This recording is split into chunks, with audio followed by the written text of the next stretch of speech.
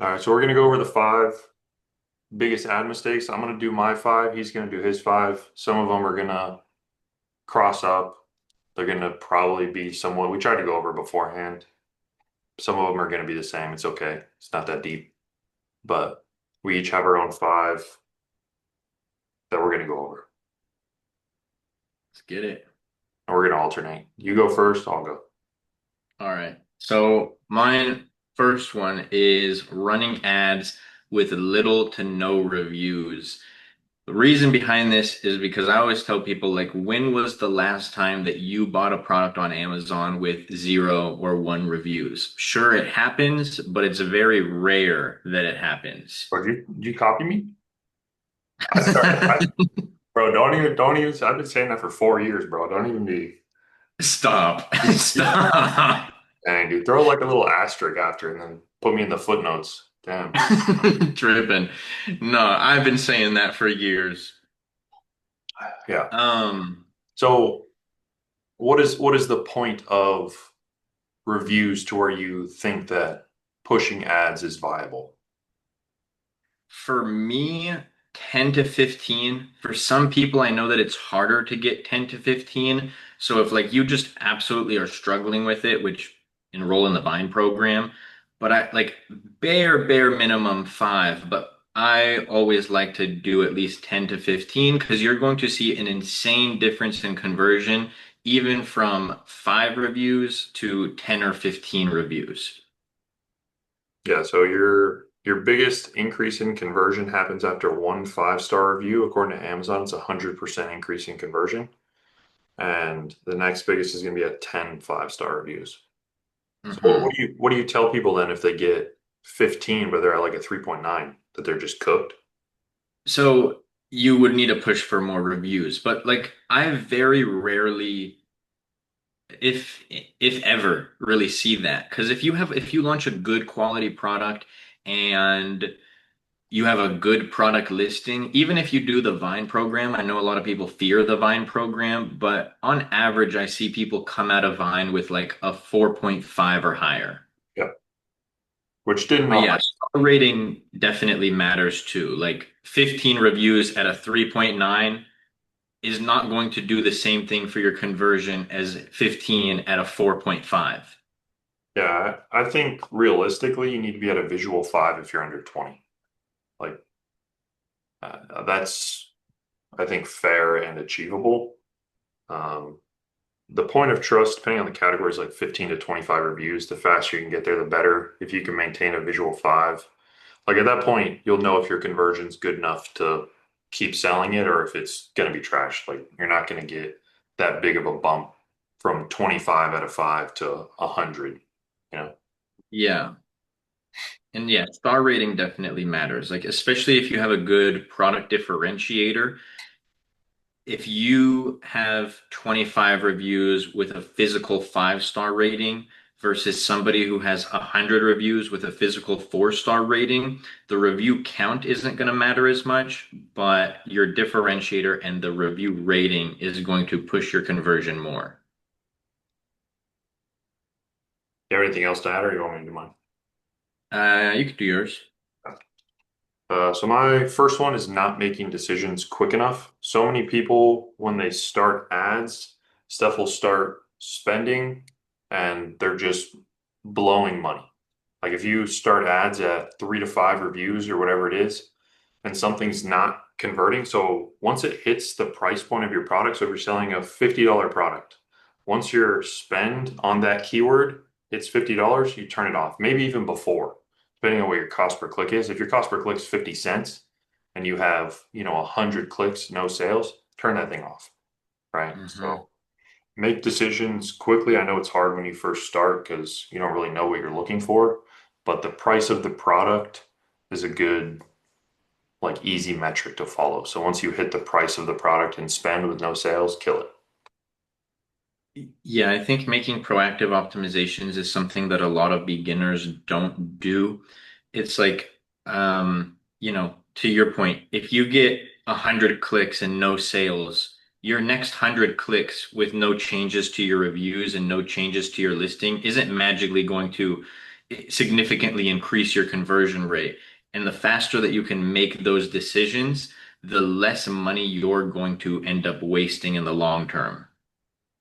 Yeah. The one thing that I'll say is generally, I can see like the price of the product can be a good rule of thumb, but I generally feel like I will know if something will perform well or not within like 20 to 30 clicks. So whenever we do the math, we do the 20 click rule. So like on Launch Fast, we have that built in. So you have because your average conversion on Amazon is 10%. So we run it at five, which would be 20 clicks. So, Okay. but the issue with that is if you're selling $100 product with a 40-cent Yeah. cost per click, you're only spending $10. So you could still have a Yeah. 10 ROAS. That's why like for new sellers, it becomes confusing if you keep it at the 20 click mark. Yeah, I could see that, especially if you have a higher ticket product and a lower cost per click. Now, if you have like a $50 product and a $1.50 cost per click, that might be a little bit different there. Yeah. Do you want to, anything else on that one? So my next one is not segmenting your ad campaigns by match type. So broad, phrase, exact. I feel like in 2019, when you and I started, you can kind of just throw anything into a campaign and it had the potential to hit. And cost per clicks were so low and the game was just a little bit different. But I think a mistake is like putting your broad and exact in the same campaign, your broad and phrase in the same campaign, because each campaign is going to perform differently and they have different goals. If you look at Amazon ads as like a funnel, so you want each one of them to be its own campaign. Do you separate them out? So like if you're making your first ad set for keyword targeting, are you throwing broad phrase and exact in there? Or are you doing five keywords in broad and then making another one five keywords in phrase and then five keywords in exact? Yeah, the second one. So it'll be, five, 3 to 5 keywords in a broad campaign, create a whole new campaign. And then 3 to 5 in a phrase campaign, create a new one, 3 to 5 in an exact campaign. And so you would have 3 different campaigns for the 3 different match types. Yeah, I feel like that's pretty self-explanatory. Well, you would think, but some beginners I meant like from still, I just didn't feel I needed to elaborate on that. It's pretty like easy to oh, understand. yeah, yeah, yeah, for sure. So what am I on two? So not focusing on the account as a whole and paying too much attention to the ads themselves. So Amazon is an ecosystem. Your ads are a part of that ecosystem. What you do on the ads influences the rest of the account. So, like a good example of this, if you're spending a bunch of money on one vegan protein, for example, keyword, and you start ranking for that, but you're not super profitable or you're like at break even on that, but your rank is still climbing. It's worth it to keep running that at break even or even a slight loss if your organic is going up. So focusing on the account profitability as a whole and not just the profitability of the ads themselves. Yeah, and that also leads into my third one, which I'll say in a second. But to your point, you have to look at it as a full ecosystem. And I'll tell people you need to understand the correlations of like what your ads are doing and how it's affecting your account. Because too many people are like so focused on like ACOS. Oh, because like a rule of thumb that I've heard online is your ACOS should be less than or equal to your profit margin. But let's say you have a profit margin of 30%, but you have a campaign that's pushing rank on a keyword that's 40, 50%. If that's increasing your rank, which is going to overall help your ad spend, your tacos, and your profitability, then you shouldn't turn that keyword off. So yeah, you don't want to just be focused on ads, which I think I'll just say my third point because it correlates with yours is not my third mistake is not tracking tacos and not tracking tacos on the product level. So So explain what tacos is. total advertising cost of sale. So you take your ad spend and you divide that by your total sales, technically multiply it by 100, but you still don't technically have to do that. You can still figure it out. And this is going to show you like maybe to the 30% profit margin example, and then you have a 40% ACOS. So people think, oh, I'm 10% over. But what if you have a 15% TACOS, which is going to show the overall profitability? So if you have a 30% profit margin, a 15% TACOS, let's just assume no returns, then you have a 15% profit margin after ads. Yeah. So it's important to look at that on the account level.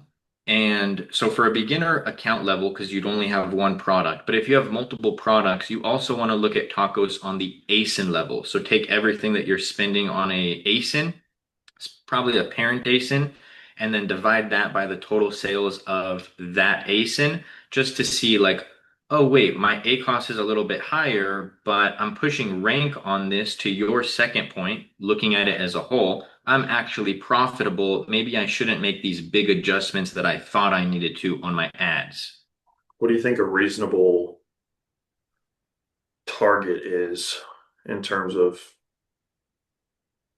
like, should they be 15%, 10%, 20%? So I think that with Rise, I think your cost per click is going to matter in this as well as your conversion rate. But generally, as you're starting to increase your rank as a brand new seller with no experience, you might be at a break even tacos. Is that considered good? No. But is it considered bad? If you're increasing rank, maybe not, right? If you're at a break even, but then you're climbing onto page one, higher onto page one, because then as you increase your organic rank, that tacos is just inherently going to go down. But for somebody who is maybe newer, and is trying to establish a product, I say like 15%. If you're at 20, I still don't think it's the worst, but it's not ideal. You want to bring that down. For like a really established product, assuming that you're not driving any external traffic to Amazon, I would say between like 7 and 15%. Ideally 10 to 15. Well, actually 7 is better, but you'd probably be in that like 10 to 15 range. So I always say on your first order, you're going to be realistically between 15 and 25, as long as you're, doing things somewhat correctly. 15 to 25 is a realistic number to hit. And then by your third reorder, you should have learned enough and understand the ads on this product enough to be below 15. Yeah. What would you say the range in your opinion is like Or at that third reorder? a lot of it's product dependent, but I would say most people are probably between 8 and like 18. Yeah, I could see that. Because again, on three reorders and you've only launched one product your whole life, you're probably still not that phenomenal at ads. Like you're definitely better, but it's not like someone who's been doing it for years. Yeah. Yeah, I think for somebody like you or I, it's probably easier to achieve that like 6 to 9% tacos. For somebody who, like you said, is like it's their first order, I would agree with that range, like 8 to 18. Anything else to add, or can they hit three? You can do your third because I technically already did my third. All right, so third thing for me is people are scared to test. So like a lot of times you'll have like the 5 to 8 different campaigns that you make when you first launch, and people will just make those, turn some of them off, and then never create new things. So in the beginning, I always say you're throwing something against the wall, trying to see what sticks. And the only way you're going to know what sticks is if you try it. Different things will convert for different products. The only way you're going to know for your current situation, for that product, for your review point, for how you launched it is if you try it. You never know what's going to work until you throw it up there and see if it works. So Hmm. I think don't be afraid to test more stuff, but also be conscious of rule number one, which is make decisions quickly. I agree with that. I've had products where, you start with 10 reviews, you start running ads there, and you'll test your initial like 3 to 5 keywords, and maybe some of them don't hit. Like for example, let's say you sell a water bottle, you're bidding on water bottle, and it's just not converting well. But then you start to push for more reviews. You don't want to let that just continue to bleed ad spend if it's not converting. But let's say you turn it off, you don't want to forget about that keyword forever. You want to retest it. And then another thing is, um, I hope this wasn't one of your later points, but you lost that train of thought. But yeah, so you always want to retest things and not be afraid to circle back to it. All right, well, let me just hit four then, because you already pretty much said my fourth one. Okay. So my fourth one is retesting with more reviews, because what works or what doesn't work when you have, 3, 5, 10 reviews, whatever it is, might work again once you hit 30. So just because you turn something off in the beginning doesn't mean that it's dead forever. Don't be afraid to turn some stuff back on or recreate campaigns. Yes, that was the thought that I blanked on. And then I'm really sorry if this is your fifth one. I already forgot it, but um, you need to you need to be able to. Nope, I lost it again. Um, but yeah, go back and test things. Okay, now I remember. So there will be people who start with that 3 to 5, like, someone like you or me will create a video and be like, hey, you should only start with these keywords. But that doesn't mean going back to your third point, I believe, that doesn't mean that you should only be married to those 3 to 5 keywords. So, like, yes, maybe one doesn't work, go test other things, but then also expand on the strategy and test new keywords, test new product targets. So you're on 4 or 5 right now? I'm on 4. Okay. So, my fourth is trying to fix a poor conversion rate with more ad spend. This kind of That's a goes back to something we were previously talking about, but like if you get 100 clicks on a campaign with a terrible conversion rate and you make no changes, you going and spending however much it is for another 100 clicks isn't going to change the performance of what you're already doing. That's where you have to go in and push for more reviews or optimize your product listing. Like I had a product where we were converting terribly. It was like a $50 or $60 product, and we weren't necessarily profitable. We were getting one sale a day. So I went in, pushed for another 10 reviews on the product. And then I also made a change to the main image, made it pop more, made it catch the customer's eye. And then right after those changes were made and I got those reviews, the next day, where we would close the day with one sale, woke up, it was like 9 a.m. and had like $300 in sales. And then we carried on to continue to do well with that product. I didn't think that, oh, let me just spend more and more and more on ads because I would have been so in the red that, I just wouldn't have been profitable at all. I mean, you're trying to outspend a losing situation. Exactly. So I see a lot of beginners do that, and I'd say that'd be one of my top mistakes that you would need to fix. You want me to do 5? Yeah. All right, so placement targeting with single keywords. So a lot of people, once they get more into ads, so you'll have 5 keywords in a campaign that you started, in the beginning, and all 5 of those are doing pretty decent. So you start messing with placements, or I think they call it bid adjustments now. Yeah. It used to be called placements.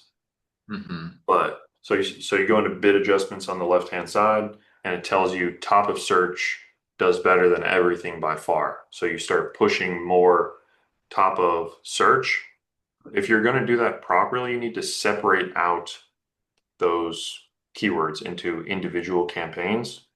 But on the same point of that, don't move into bid adjustments until you actually master normal ads. Like once you get to the point where you're incredibly comfortable with it, you can do it no problem, then you learn the more complex stuff. Yeah.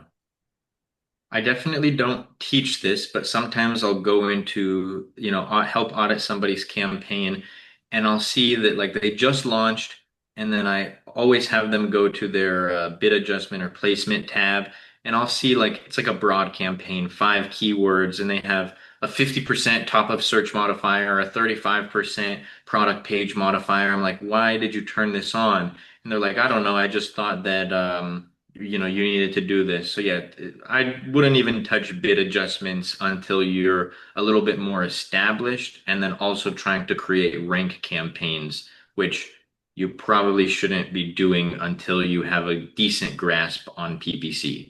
Yeah, so we don't even, you can't even unlock that in our program until you hit 5,000 a month. So they can't even see that part of the program until they hit that point. Doing rank campaigns. Rank campaigns and then bid adjustments.